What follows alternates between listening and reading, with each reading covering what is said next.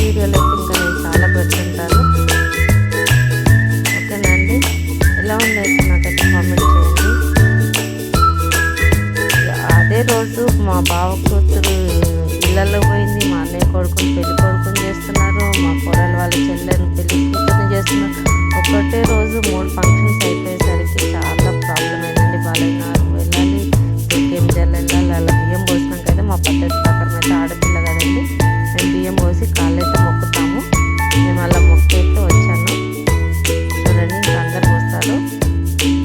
అలా 5 మంది పోస్తారు, 5 మంది లేకపోతే 9 మంది, ఎంతమంది అయినా పోయొచ్చండి బియ్యాన్ని బట్టి. అక్కడ అవైలబుల్ ఎవరు ఉంటే ఎవరు లేకపోతే పోసిన వాళ్ళు 3 సార్లు 2 సార్లు పోయొచ్చు.